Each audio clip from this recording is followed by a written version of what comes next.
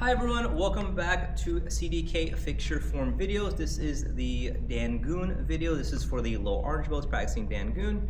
And if you have not learned the whole form yet, go back and find the tutorial video so you can learn all the moves and order for DanGun. But if you know the form and you're trying to make it better, here are some of the top 3 mistakes that we see the most in DanGun and how to fix them. All right, so the first one is the very first movement, the double knife hand block. It's a brand new block, and so of course it's going to be taking a little bit longer to learn it. But in double knife hand block, the students perform it by pushing the chamber behind them, and then as they're picking up their front foot, landing by pushing both out in front of them. And there's a twist in there. If you look, if I do it this way, the hands are facing my back, and when I land, they both twist so that one ends up away from me, my palm, and one ends up with the palm up at my solar plex. All right. So what's the most common issue with double knife hand block? It's a mixture of 2 things, but once the student figures out the chamber, sometimes they go extra powerful, and the mistake is actually the front hand being too low. This may have to do with students wanting to see their target very clearly, and the double knife hand being so big and open covers up that target, even though our target is a wrist or arm that we're pushing to the side. So for double knife hand block, it is simply pushing forward, head level, this high, and not going that high.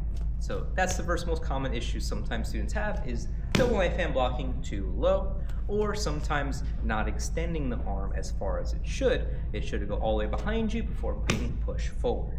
DanGun, we get to a point of the form on the first key up, and I'll get to it real quick right here.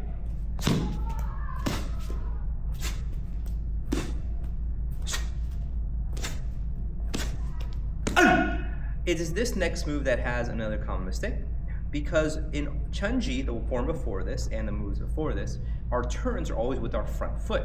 This is the first form where we use our back foot for a turn. I'm gonna scoot back a little bit. Back foot is my left foot. I'm gonna pick that foot up, then turn behind me for the new move, double forearm block. So definitely you want to work on that. There are 2, that happens twice in this form after both key ups. So whenever the student key ups, they need to be ready to use their back foot for the next turn. And I'll show that turn again.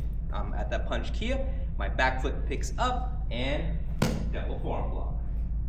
Which quickly leads us to the next most common mistake, which is the double forearm block. So double forearm block is another new move in this form, and I'm going to turn toward the camera for this one. So I'm at the punch key up, I use my back foot, turn. Okay. So double forearm block is positioned like such.